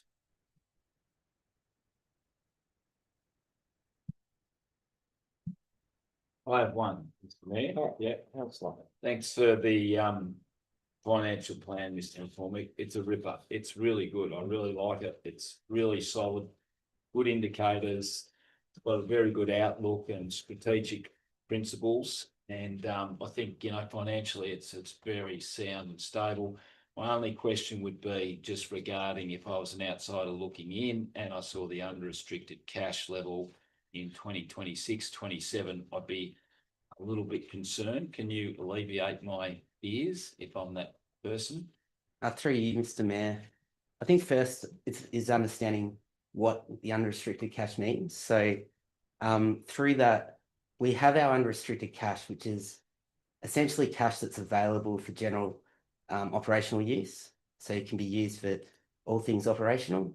And then we have our element of restricted cash, with the combination of the two making up our total cash position, which is set aside for specific legal or contractual permitted purposes. And that would include our waste reserve, which we're currently sitting in a surplus of $1.8 million. Also development contributions and also grant funding. So we've got quite a lot of significant restricted cash sitting on our books up until the end of 2027 with, well, currently we've got the impact route, but then we'll have the station precinct, which quite a lot of funding will be coming through to as well. And also the timing of our financial assistance grant, which is now unrestricted. We've been getting variations in the last 2 years of when we're receiving this. So it also changes our forecasting position on our outlook for it. Yep. That's great. That's a great explanation. Thank you for that. Yep. Yep. One. Yep, James. Councillor Team. I'd like to move that council adopts the financial plan 2025-2035, authorises the chief executive officer to make any minor editorial corrections as required by the financial plan 2025-2035 for publication, and 3, revokes the financial strategy policy. Second that, please, Mr Mayor. Yep, second that. Councillor Team, you made the motion. Do you want to speak to the motion? Yeah, just to ratify what I said previously, I think it's a really good, sound, solid plan. I think anyone who's got any concerns about where this Shire is going financially over the next 10 years ought to get a hold of this and have a read of it. And I think it's very, very conservative. It's very, we're not trying to grow above our means. I think we're trying to make sure that we have the assets that we need to go forward for the next 10 years. So, yeah, well, again, well done to the financial team. Thank you. Councillor Treasurer, do you want to speak to it? Oh, no, Mr Mayor, just to say that it is very fiscally sound and that's a great outlook going forward. Thank you. Any other councillor want to speak to or against the motion? I'd like to speak to it. And I'll start off by saying that council continues to be financially responsible with focus on the fundamentals of local government responsibilities. His 10-year plan is evidence of that.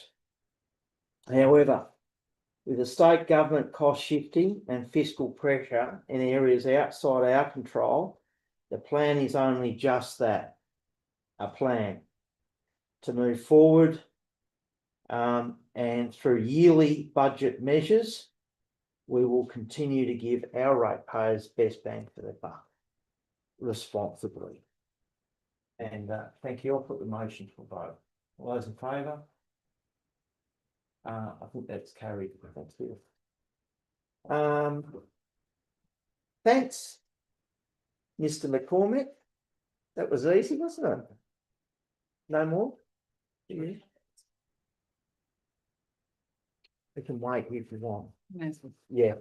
13.5.5 is the annual report 2024-25. The responsible officer is me, but I'm going to hand you over for questions to the CEO because it's our work, councillors. Any questions or comments you want to make? In that case, Yeah, I can. Okay. I'm happy to move the motion that council, in accordance with section 100 of the Local Government Act 2020, endorse the annual report 2024-25 as presented, and 2, delegates the Chief Executive Officer authority to correct any errors, including typographical, in the operations report that do not materially alter the underlying message of the report. Thank you. Seconder? Yep. James Tean, you, Councillor Tean, move the motion. Do you want to speak to the motion? No, thanks. Councillor Clark, you second the motion. You want to speak to it? No, thank you, Mr. Mayor. Any other councillor want to speak to the motion? I will. The annual report is a massive body of work, and it's undertaken yearly by our hard-working council officers. It's a collaborative body of work from all in council, including us councillors. I'd like to thank all the staff and the councillors for your outstanding work this year in this annual report. Also, we have continued to prepare the annual report in-house. I think for the 3rd year in a row, and this is a massive saving than going out and having this report done externally. So we're saving a lot of money by doing it in-house. So, and I do acknowledge it is a lot of work by doing it in-house, but we are very grateful to the staff for that. So I'll put the motion to a vote. All those in favour? The motion is carried. Thank you. 13.5.6 is the MAV State Council Advocacy Motions update. Responsible officer is the CEO. I take it as read, councillors. So there's a motion on page 88 or questions if you say desire to the CEO. No. Councillor Clark? I'd like to move the motion, Mr. Mayor, that council note the update on the key resolutions passed at the MAV State Council meeting on the 10th of October 2025. Thank you. A seconder, Councillor Treasure. Councillor Clark, do you want to speak to the motion? No, thank you, Mr. Mayor. Councillor Treasure. Nothing. Any other councillor want to speak to or against the motion? I'll put the motion to a vote. All those in favour of the motion? Motion is carried. Item 13.5.7 is the Emergency Services and Volunteers Fund, the ESVF levy payment. And a responsible officer is Financial Controller, Mr. McCormick. Councillors, any questions on this agenda item? Mr. McCormick? I have one, Mr. Mayor. Yes, councillor Clark? Mr. McCormick. Can you explain the difference in the percentage increases from 23-24 to 24-25 and the current 24-25 to 25-26? And then I have a follow-up question. Through you, Mr. Mayor. So from the increases from 23 to 23-24 to the 24-25, there was increases across all ratings across the board, where there was an average of a 30% increase from that year to 24-25. And then for the 24-25 year to the 25-26 year, where we've got the 13% increase, we've seen a double in the increase from the commercial zoning and a double in the residential zoning. That has been the significant reason for the increase between the 2 years for 25-26. So according to the spreadsheet in front of us, the percentage increase from 23-24 to 24-25 was almost 35%, as opposed to the 13% currently. Yes. Can you explain that? Why it's significantly lower currently?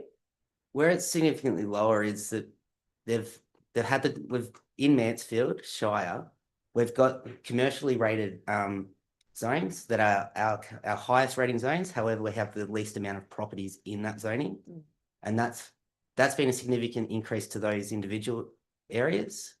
And with the residential, which is our largest amount of ratings, it's actually at a really low, a lower percentage versus the other categories. So with that variation between the two, one being the lowest amount of properties, but then the other being the lowest amount of property, the lowest amount of differential rate in the properties, has meant that the increase hasn't been as significant as the previous year.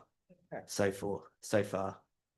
Do you expect that percentage differentiation to increase once the exemption for farming communities on the ESVF is lifted in 20? Mr. Mayor, yes, I would expect that to occur. And do you predict that to be a significant difference in the current?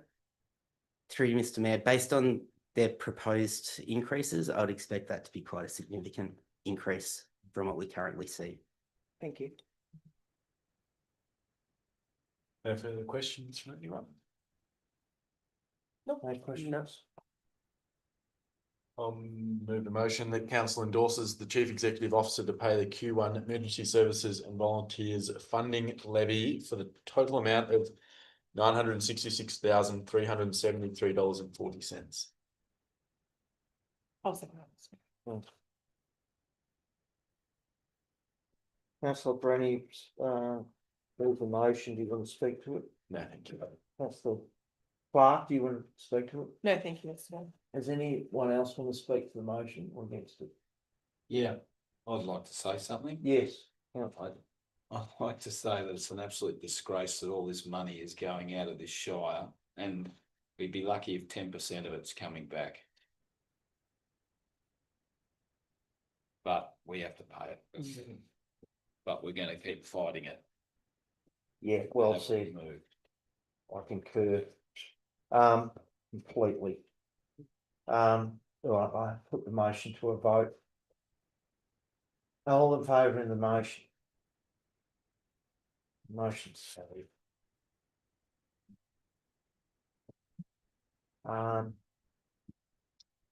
Item 14, council meeting resolution action station status register. The recommendation for you, councillor Clark. I'll move that, Mr. Mayor, that council receive and note the Mansfield Shire Council meeting resolution action status register as at 12th October 2025. Thank you, seconder.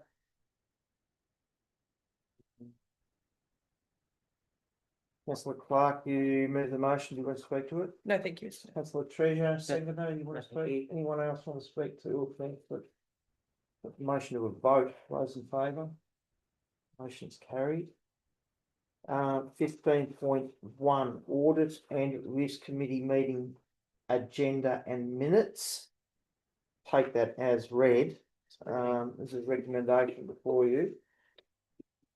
I'll move that motion, please. Thank Mr you. Mayor, if nobody's got any questions. Yep, Councillor Treasure. The council received the agenda and minutes of the Mansfield Shire Audit and Risk Committee meeting held on Monday, 15th of September 25. Thank you, seconder. Ooh, Councillor Bruni. Come on. Do you want to speak to the motion, Councillor Treasure? No, thank you, Mr Mayor. Councillor Bruni, No, thank you. anyone else want to speak to the motion against it? Put the motion to a vote. All those in favour of the motion? Motion's carried. Authorisation sealing documents, there is nil. And 17, closure of the meeting for members of public so that we can go into a confidential meeting before you. Yeah, Councillor Clark. I'd like to move that council close the meeting to members of the public under section 66(2)A of the Local Government Act 2020 to consider confidential reports in accordance with section 66(2) of the Local Government Act 2020 for reasons set out in section 18 below. Thank you. Have I got a seconder? I feel like I should be able to read that one. All those in favour of the motion? Motion's carried. We will close this meeting for a in confidence confidential meeting, and we shall be back after that.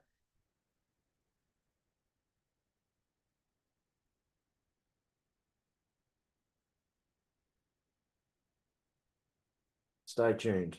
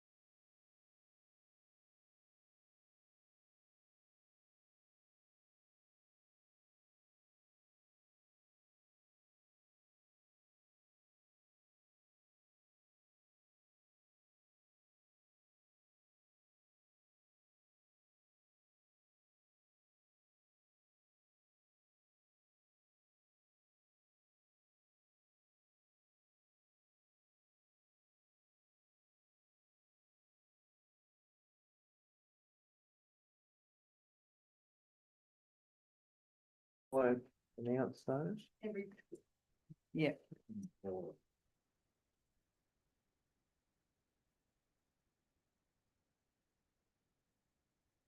Welcome back, everybody. So, while we're out in the confidential meeting, we discussed, we passed three, tender awards. One is to the pump truck, to design and construct at the station precinct a pump track to World Trail. The $397,699.40 plus contingency, which will be made public through our website and online. Then there was the tender award for Ogilvy's Rifle Butts Road intersection, and that was given to Alpine Civil, and that was for a total amount of $523,740 plus we approved a 5% construction contingency amount on top of that if needed.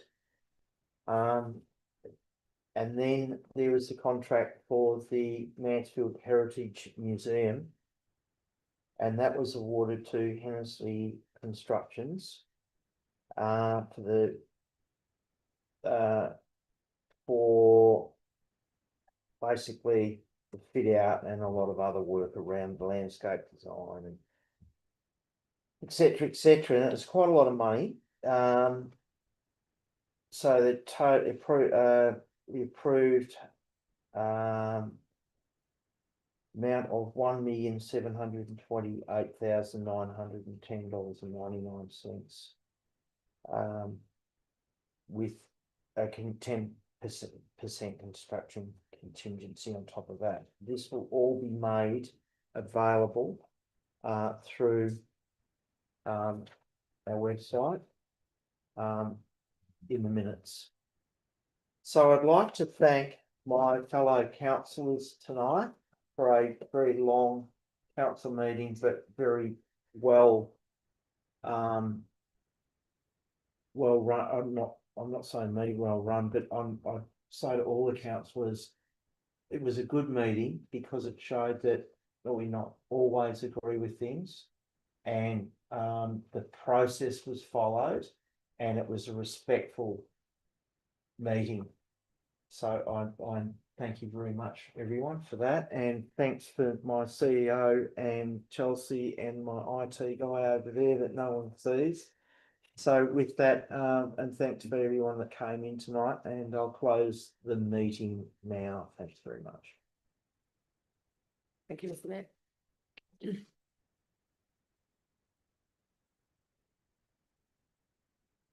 Thanks, Melissa. Yeah. Oh, Yeah.